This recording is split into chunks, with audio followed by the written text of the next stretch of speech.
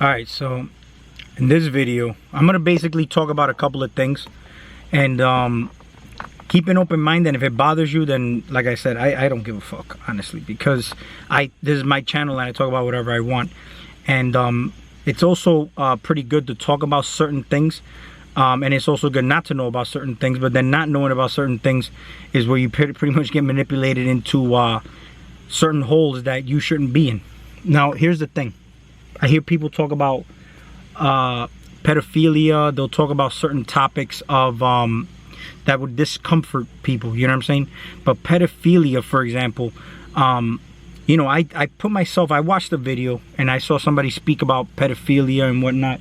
And one of the crazy things is that I'm hearing this person, but I for some reason I can't fathom the type of stuff that they're talking about when they talk about the pedophilia part. But because it's like my mind would never have even thought or have gone there. But then after hearing that video, I can't just say I never heard that video. I already heard the video, you know what I'm saying? And I know the type of things that could happen toward kids when, you know, there's pedophilia going on. All right, but the whole thing is that one thing you must realize is everything that you see and you experience here and you observe is basically, you have the potential to be that also. You know what I'm saying? So this is why I countlessly speak about not judging anything outside of you.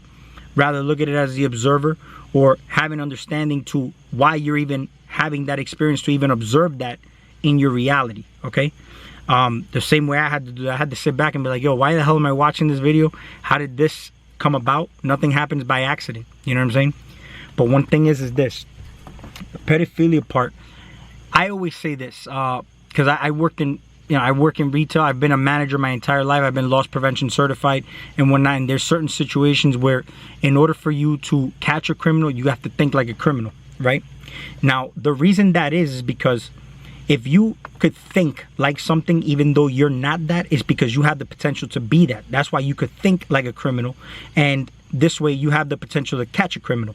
Okay? It's the same thing when I watch, for example, like, you know, the whole Batman and the Joker and Scarecrow, and, you know, I just, that recently just came across, you know, my lap, okay?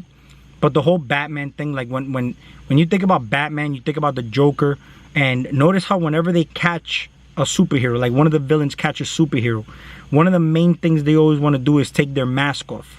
You know what I'm saying? And show the people who they really are. So, you know what I'm saying? Like, I remember at one point I saw where Scarecrow in one of the games caught Batman. Well, or Batman actually turned himself in because Scarecrow caught Robin and the Commissioner Gordon. And what's happening here is that he said turn himself in, or he's gonna kill them both. You know what I'm saying?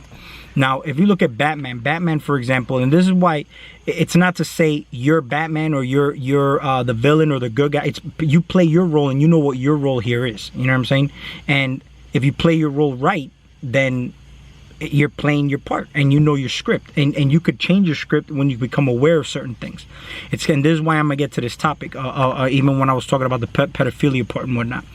But when you have the villain catch the hero, the goal is to always unmask him, and the reason why is because the hero is hiding his identity. For what reason?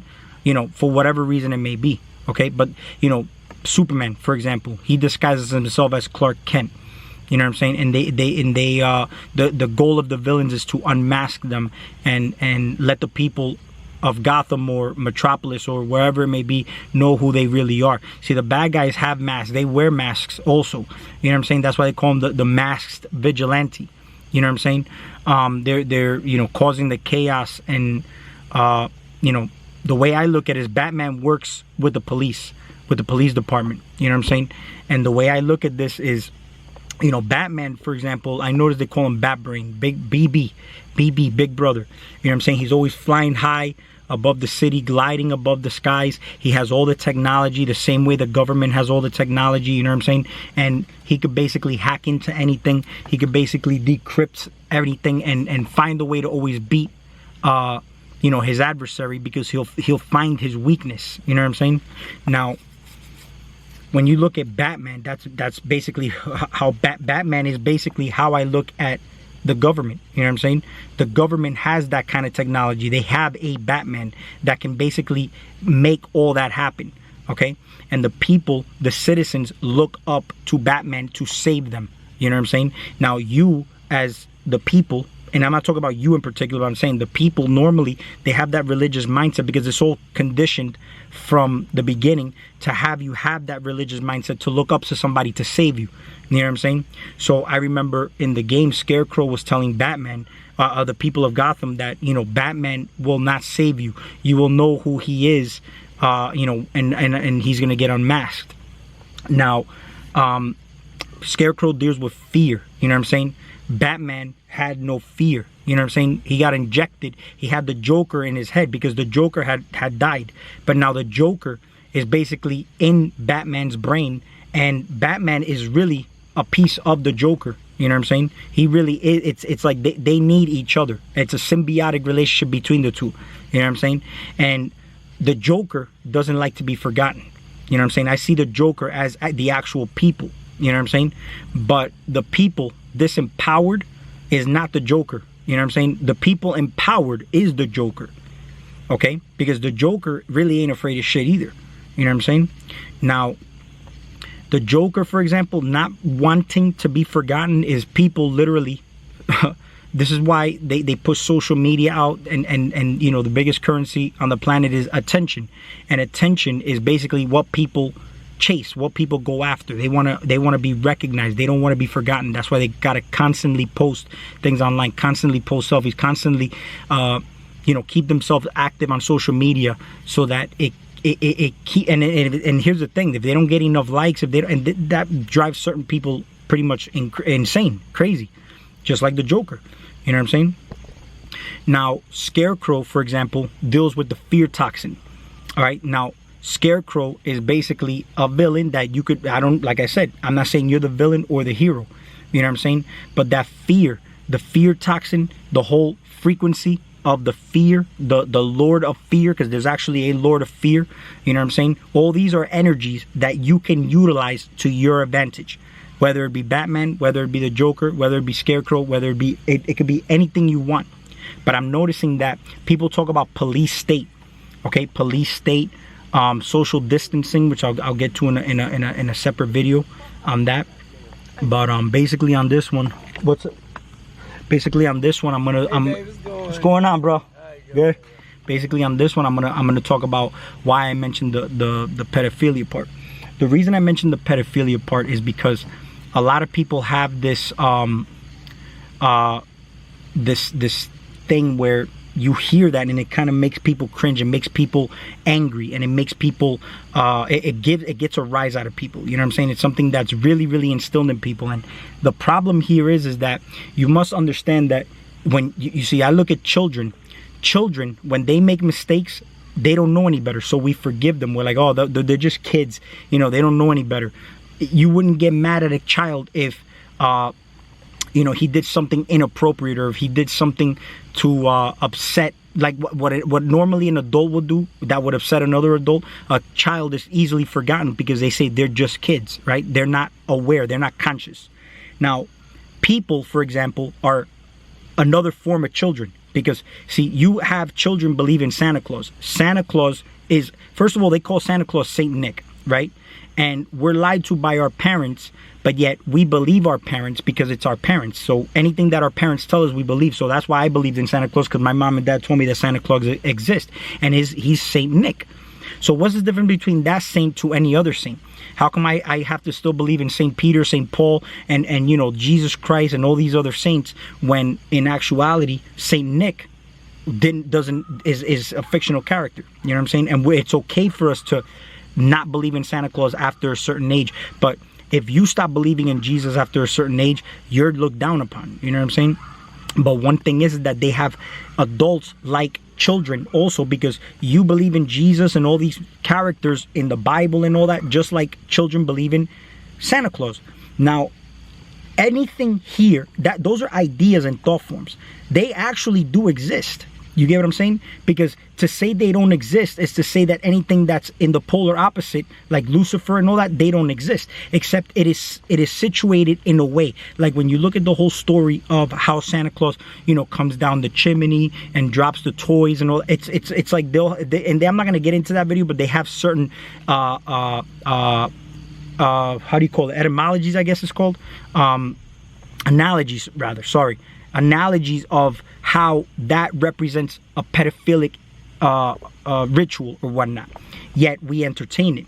See, I'm Colombian and Puerto Rican, and every New Year's or Christmas around that time, there's always something called La Marranada, where they slaughter a pig, and that's actually a demonic ritual, but people don't look at it like that because it is programmed in you to think that that is a ritual that's been passed down from our ancestors, but in actuality is all programmed and set up a certain way where you're participating in a ritual and not even realizing it. It's just like when we celebrate all these other holidays such as Easter, the Easter bunny, the egg, you know what I'm saying, and the tooth fairy, Thanksgiving. All these things are having you think that they are looked at a certain way, but they are actually designed a certain way for it to favor what the actual intent of what it originally was made for is.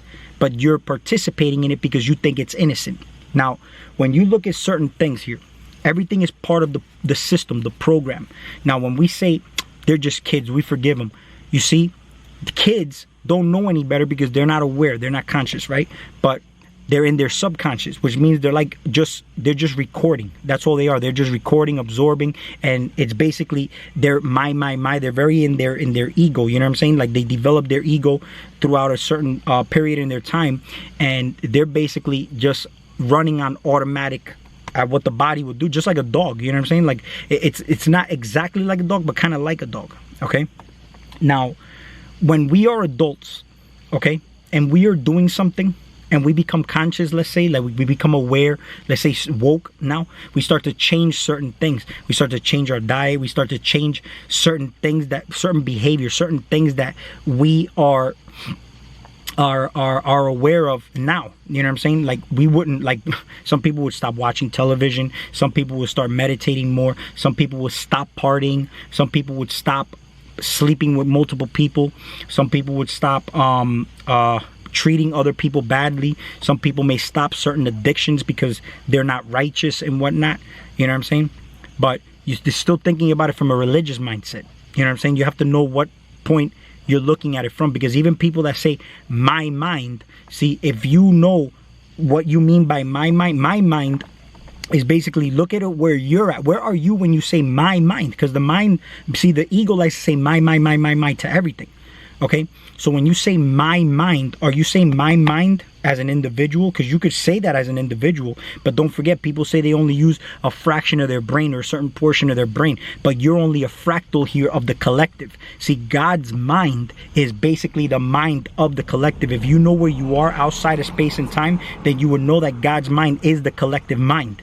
Which means that if you're here and you're participating in this game with everybody else, regardless of whatever they're doing, you need to realize that it's part of your mind. Okay? So when you see people performing acts of pedophilia and whatnot, who is to say they know any better? You know what I'm saying? Or who is to say that they're not just a NPC running a program to get a rise out of you? Your body is part of this program. And the thing is that when you fall into the urges and desires of what the body is constantly bombarded with, and you give in, and you made the body the master instead of you becoming the master and the body the slave, the body takes over and starts to run amok and starts to basically want to do crazy shit based on chemical imbalances too. You know what I'm saying? Because you got to understand, like if somebody, for example, is gay and whatnot, there is a chemical imbalance based on whatever it may have been. It could have been environment. It could have been programming from family members. It could have been certain foods that you were very sensitive and became chemically imbalanced to. See, look at this. There's like soy. There's a bunch of phytoestrogenic foods that are actually making men less men and making them more feminine. You know what I'm saying? And there's an imbalance. There has to be a balance. If you're here as a man, you need to express yourself in a man. I'm sorry, in that balanced state, in that balanced way. You have an inner connection with your inner female, because every man has an inner feminine energy, and it's about connecting with it. And when you do connect with it, you can connect with other females comfortably and confidently. And this is the thing, a lot of gay people, notice how their friends are all females and their best friends are always females, because you see, a lot of the times, if I was to meet a certain girl, they would always have a gay friend. You know what I'm saying? But because that guy, they start walking like a female. See, they embodied that, totally, that energy. You know what I'm saying? See, it's not about guys going out and walking like females to embody that energy. No, it's not about that. Because, see, androgyny, you're not even androgynous. You know what I'm saying? Because you're not even this vessel. You're no thing. So because you're no thing, you have the potential to be everything. You get what I'm saying? Outside of space and time, this collective, this whole thing that's happening here, you have the potential to be all this. Okay? Which is why, if you're going to judge people who do pedophilia, it's all energy draining, all energy feeding, things that have nothing to do with you. And how do you know that those people didn't have a script? If they are not NPCs, let's say they had a script to play out in this reality, and they needed to go through that so that when they die, they can experience the pains of what it is that they made people or kids go through here, and that would be part of their alchemical transformation. You see, everybody has a path, everybody has a journey, and some may be very hard, some others may be very easy. You never know. But all these are aspects of you. You're nothing but a fractal, and all this here is you. And it's all about you aligning all these bodies. And the more you can see the connectiveness between everything, like having natural psychedelic effects without having to take drugs, you can see how everything really is connected. What's funny is that anything that happens in your reality doesn't necessarily mean that it needs to be for anybody else. You know what I'm saying? Like certain experiences that you may have came across necessarily doesn't mean that it needs to be for anybody else, or that anybody else has to agree with you. You get what I'm saying? Like people talk about, how do you open your third eye, or is your third eye open? You could tell if your third eye open if you start to read between the lines. You know what I'm saying? Like, you'll know if there's certain things that are there to distract you, to get your attention, because you're that powerful that they need to distract you to keep you away from accessing your real power. You know what I'm saying? And there is no bad or good. So if you start to see the shit out here, such as pedophilia and such as all this, see, I have a child. And I couldn't fathom that idea, but it's because that's not my script. Now, if people become aware, you see, the body is the one that did that. So let's say if somebody, a man did some pedophilia, and then all of a sudden he became conscious and aware, and he changed his habits, and he forgave himself. Who is to say that he didn't burn that karma away by becoming conscious and aware of it? But the moment he becomes conscious and aware of it and continues to engage in that, now he is guilty as charged. Okay? But before that, your body is the one that did it. It wasn't you.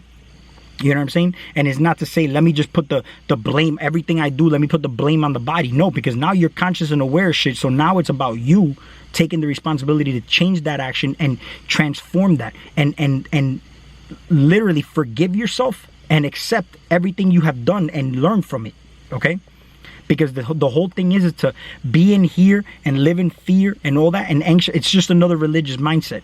To be polarized to an idea of the fact that, I'm going to go through something because I did something. Yeah, what goes around comes around. But when you become conscious and aware of how certain energies and certain things work, then you can change and transform all that. And know that it wasn't you. You just didn't know any better. And spirits don't know any better either. But you're conscious and you're here and you're learning. And this is the point of this whole reality, is just to basically transform and alchemically transform yourself. Okay? Become self-aware, self-realized. And that's basically knowing that everything you see outside of you is you pushed out. Okay? And everybody goes through shit. Everybody has addictions. Everybody has shit that's going on with them. I'm not supporting pedophilia. I'm not supporting anybody hitting women or any kind of crazy shit. Because I'll tell you right now, if a woman ever got to the point that she would piss me off to the point that I felt like I needed to hit her, I would just leave her. I would leave her without thinking. Because I know me. If it gets to the point where I feel like I have to hit her, I need to leave, because eventually I might hit her. Because you blank out. It's like, it's harder to hold on to something when you know that letting go is actually better for you. So certain things that you did, You could just say, I let it go and I release it because I know I didn't know any better. My body did this shit. Now I'm taking the the driver's seat, and I'm taking over the wheel, and I'm making shit change now. So it don't matter what you've done. Once you become conscious and aware of what you're doing now, you can change it. But the moment you start fucking engaging in shit that you know better now, then now it's on you. It's like somebody who wants to lose weight, right? You ever hear them say, man, I know I need to lose about 10 pounds, man. I shouldn't be eating this, but these shits are so good, man. I can't get over them. See, they know better, yet they're still eating it. They know they need to lose weight, yet they'll still eat them just to satisfy that craving or that urge that the body has. But you're not the body. And when you start to clear energy, there's people who can't get rid of certain foods. But you can't just stop and go cold turkey. You need to clean the house first, because it's not all you that's actually doing that. There's certain aliens that invaded your space, and it's not, the aliens didn't just go in. You put the aliens in there by eating certain foods, because there's certain chemicals, there's certain things in foods. The foods that you buy in the supermarket, okay, I want you guys to look up something called Cinemex. All right, Cinemex actually adds in aborted baby fetuses, and it's all for the interest of just giving you a better taste, a better flavor, but it's an addictive flavor. You get what I'm saying? So we talk about, cannibalism and pedophilia and all that, but you're eating aborted baby fetuses every time you eat certain foods, like Kraft, Nestle, and all that shit. You know what I'm saying? It comes from like a piece of people's like cells of the kidneys and whatnot. And why the kidneys? You know what I mean? And I'll do a separate video on that, but the whole point of this video is to not look at shit outside of you and feed your emotion into it. You have to be indifferent and just literally observe it. You know what I'm saying? There's certain things that don't deserve the level of attention that they're getting, like saving the children, doing all this shit. I love my child. You know what I'm saying? And I'm there for my child. I don't look at my child. I would never look at my child like that, because I'm not in that frequency and vibration. I'm not in that channel. Okay, but there's certain people who are in that channel, because that problem roots and stems. That problem is stemming, and there's a root cause of it, and it's a chemical imbalance. It's the body, and then the person, not the person, but the real person, the real them, is not aware of everything that's going on. It's like a zombie. It's like a zombie doing mindless shit. Why do you think people, when they do something wrong, they have a conscience? They say, oh, I feel guilty. But don't forget, man, the fact that you feel guilty about shit is you. That's how you judge yourself, and that's how you get your shit. That's how you get fucked up, because you got guilty about it. Whatever you do, you don't feel guilty about it. But then you should, if you're aware and know that what you're doing, you shouldn't be doing, okay? You see, if you knew yourself, you would know how to feed and do certain things without needing to infringe or impose on anybody else's shit. Okay, see, like vampires and all that, they're soulless, the NPCs. So they need to eat kids like adrenochrome, or we could just breathe air and we get the same fucking energy and power that they would get by doing that whole adrenochrome shit and staying young. Because why do you think if you meditate, do proper breathing techniques, fast, that's all anti-aging, that's all giving you more energy? But that's because you're not being a parasite. You see, there's bad insects, good insects. If you know you're a good insect, you don't need to do what bad insects are doing. A bee is not going to do what a mosquito does. You know what I'm saying? So play your part, man. We'll talk soon.